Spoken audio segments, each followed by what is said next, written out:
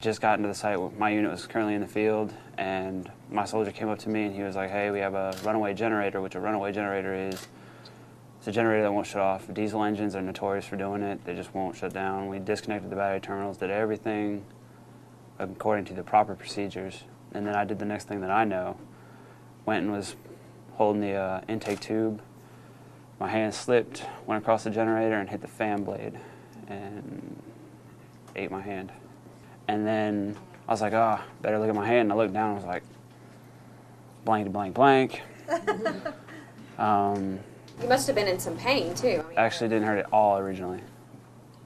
The doctor wanted to bandage me up and send me home. And I told him we had a little disagreement there.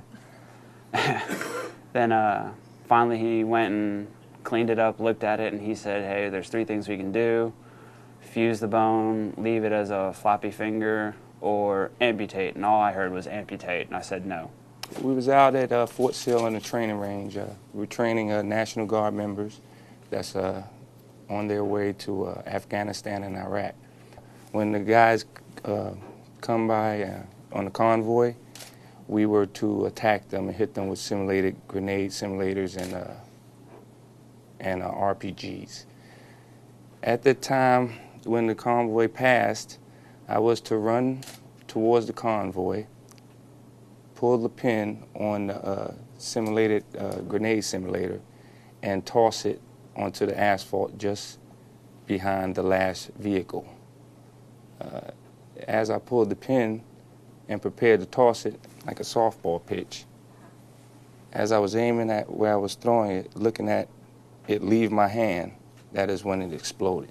Of course, the tip of my middle finger was gone, just the bone was sticking out. And the palm of my hand was split open. It was another cut between the middle finger and the index finger, and another cut also by the thumb, in between the thumb, the webbing and the thumb.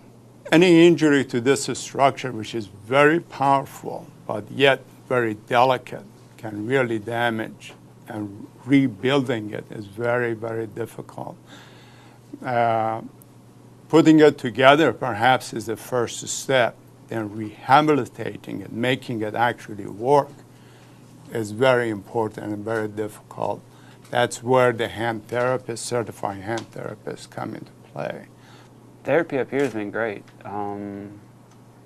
I feel I'm probably ahead of schedule on my therapy. I don't know if it's true or not. That's the way I like to think about it. I was kind of afraid I was going to lose my hand. When I looked at it, I said, oh, what are they going to do with this? And, you know, Dr. Siraj told me, don't worry, we're going to take care of your hand. I have fingers thanks to Dr. Frazier. The doctors down there wanted to take them off. I'm surprised I still have a hand, first of all. And second of all, what they did, it's working. And compared to what the outcome could have been without treatment and care they receive from this team, this is a wonderful outcome.